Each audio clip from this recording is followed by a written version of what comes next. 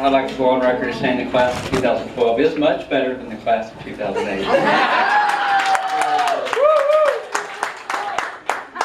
We had a great class, and if you've never participated in Leadership Northwest, we certainly encourage you all to participate and take advantage of that. It's a great opportunity to meet a lot of people in the community, find out a lot of things that are going on in our community in the Fort Worth area. But we highly encourage you to do that. It's certainly worth the money spent. It's worth more than that, actually. We had our class project this year. We got together as a group and tried to find something that we wanted to do. We talked about it for a number of meetings, and we finally decided what we were going to do is we were going to do a fundraiser for Community Link Mission. And part of our fundraiser was we were going to run together as a team and participate in Buffalo Boogie, which we all did. Yay. We all finished. Yay. Got great t-shirts, by the way, at the Fort Worth Nature Center. But the other fundraising that we did was if you think about, you have kids, or small kids, and you do fundraisers where you have a pledge sheet. And we all came up with a pledge sheet, and we were going to raise funds for every mile that we ran. That money would go towards the big kitty, I guess you could call it. And we raised over $2,000 for Community Link Mission. And if I could invite all of the best 2012 class up here. 2008 is welcome to stand over there. How about 2010? Yeah. 2010 or 9 or what? Y'all don't count. Y'all don't count. Not unless you were there as well. We just marked y'all off. 2010 wasn't obnoxious, so you can stand wherever you want. Oh, that's true. Well, wait a minute. This is our day. I guess I should be glad. It is. We're proud of you. Why don't you all go ahead and introduce yourselves first, and then we'll do the check presentation. I'm Jason Gibson with Pinnacle Bank. Malcolm Upton with Action Coach. Gail Stallings with Century 21 Alliance Properties. Gary Mock, Navy Marine Corps Relief Society. Jamie Woodall, City of Lake Worth Economic Development. Steve Keller, Terry County College. And Greg Fox at Star Lake Cinema.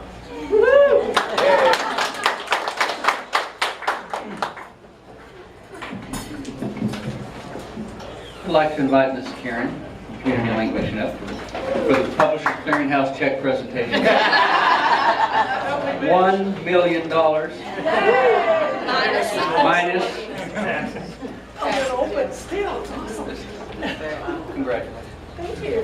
Here, why don't you come down here?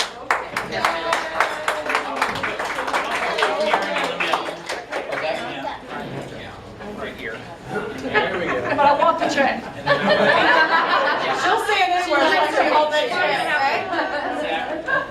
Okay, Gail, in the back. You should have learned this by now. Yeah, I'm tall. There we go. Gotta get the picture. I want you to know our class had more fun than any other class.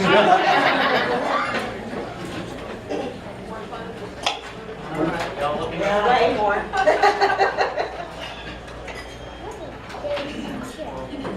Would you like me to do that for the record shows Then I take away that. that I take? It's at least 5 or 6. That's why I don't turn the camera on, because I like to have usable pictures. That's why he takes 10 of them to make sure he gets it.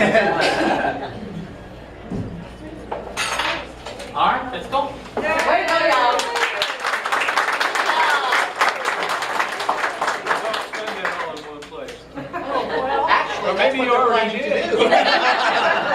Well, like, did you have a cooler recently? Yes. Isn't that great? Yes. We got 3 actually. 3 coolers. We have 3 new coolers. And can I tell a little bit about one of them? Yes. Yes, we'd love to. The check. I just love it when they're this big. It's awesome. And many of you know that we are now housed in a little bitty house on the back parking lot of Saginaw United Methodist Church. It used to be a parsonage and we've been there about 6 years now. We distributed out of that little 1,000 square foot house over nearly 400,000 pounds of food last year. That's crazy. It's crazy. You think this is crowded? It's really crazy. So we have been in the development and fundraising phase for about 2 years now. We're almost there. We're almost there. So this is going to help tremendously, and the new building is going to be something that this whole community will be proud of.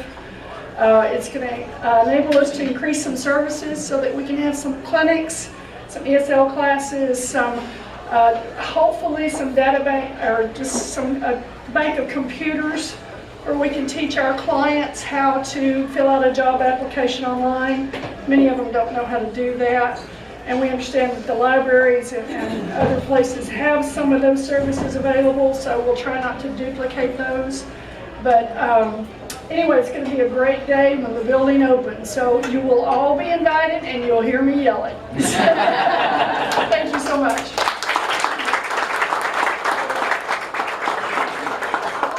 You want to hold that? I want that. Put it over here. Next, I'd like to call up Sandy Dawson for the Ambassador of the Quarter presentation.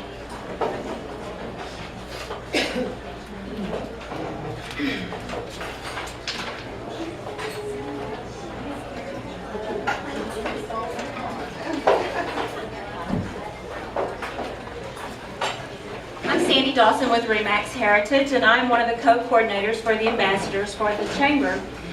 And I would like to say that the ambassadors is a great group of people to get involved with, and we are there to represent the businesses for their ribbon cuttings and their business after hours, and just whatever you need us to do. So feel free to call on us if you have something going on and you would like for us to be there to, like I call it, your instant crowd. That's what we are. But anyway, we do have a new ambassador that I would like to introduce, Jennifer Stevens. If you'd stand in the back. She joined us this month.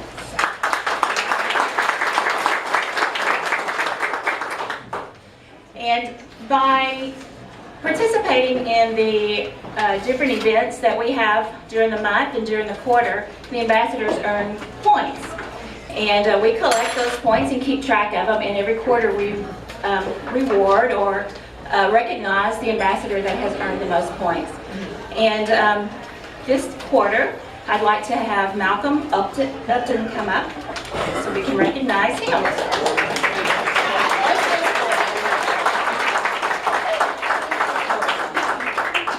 Malcolm's with Action Coach.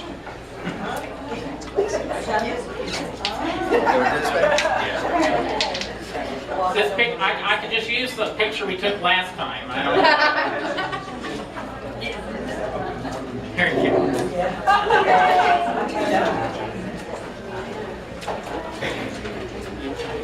Okay, did everyone get a chance to sign in?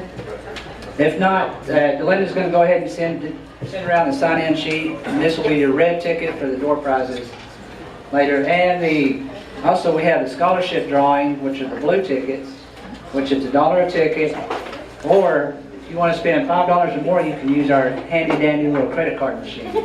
So it's this scholarship. If y'all were here last month, you saw that the young lady from Lake Worth High School that we gave a scholarship to. So it's this money that we raise throughout the year to send a Lake Worth High School student to college. Next, we have kind of two programs today, so I'll introduce our first guest. It's Paul Bounds with the City of Fort Worth. He has 32 years experience in public administration, with both large and small cities. He's currently employed with City of Fort Worth Water Department in the regulatory and environmental, as the regulatory and environmental coordinator. He has a BA in government from the University of Texas at Austin, and has completed postgraduate courses in parks and public administration at the University of North Texas. Paul Bounds.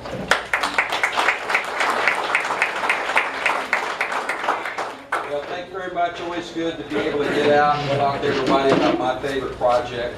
I was kind of interested in hearing about the Applebee's being a new member, and I always like to eat at Applebee's when I'm going out to see what's going on at the lake. Of course, I was out last Friday and ended up leaving my credit card there. So I figured out that I left my credit card, called them up Saturday, said, hey, if you got it, yes, we do, come get it. So go out there, and there was a young man, young lady standing there in the reception area, and the young man went back to get the credit card and brought it back. And I'm talking to him, kind of embarrassed. I said, well, I guess I was having a senior moment when I forgot my card. And he looks at me and he says, no, you know, I did the same thing about 2 weeks ago. And the young lady's sitting there, she's looking at it, she says, yeah, it's not an old guy thing, it's just a guy thing. So that did make me feel better. Anyway, so here's, again, we're really excited about this project. It's been a long, long time coming. You go back and you look at the history of things around the lake and Lake Worth and all the studies that have been done. We've been knowing for probably 50 years that we need to dredge the lake. It was just a matter of money. And really, we tried several ways of getting at funding. And again, we were working on a project with the Corps of Engineers about the time Katrina hit New Orleans. And you could just see this big sucking thing going on from federal funding into New Orleans, you know. So there wasn't going to be anything for us. But about that time, God gave us the Barnett Shale. And, you know, so that was tremendous opportunity. So anyway, recognizing that Lake Worth had quite a bit of potential with the Barnett Shale, initial studies indicated about $350 million in potential revenues over 20 years from the Barnett Shale underneath the lake and the areas that the city owns. So we put together a program that you see here and took it to the city council, and the city council approved it. And what that basically does is it earmarks funds from the Barnett Shale revenues for these projects. And again, as of now, we've actually completed these first 3 projects. Of course, we're getting ready to start this one. We're in the process of doing these projects, and again, we're going to hear a little bit more from Mr. Patterson about the work at Casino Beach. But as everybody knows, you got to have water and sewer before you can do anything. Of course, that's always been the problem at Casino Beach: no water, no sewer. So we're right now in the design phase to get water and sewer over there to them. All right.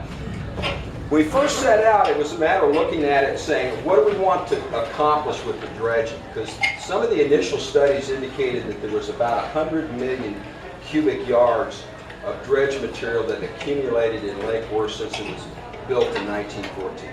And that was, you know, you just look at that and you go, that was, at the time, the estimates were about $20 a cubic yard. And I'm like thinking, what is it, $200 million if I got my decimal? There was no way, just no way. So we begin to look at it and say, well, what is it that we want to accomplish? And again, primary is this, recreational enhancement. So we begin to look at what was happening around Lake Worth and said, what we want to do is create the infrastructure and the opportunity for Lake Worth to be the premier recreational lake in the region. And so what we wanted to do at that point, recreation enhancement, safety improvement, of course, water quality. It is a drinking water lake. Fort Worth, the water from Lake Worth goes to our Holly treatment plant. Eventually gets back to here to Lake Worth, to the city of Lake Worth. So that, again, boat access.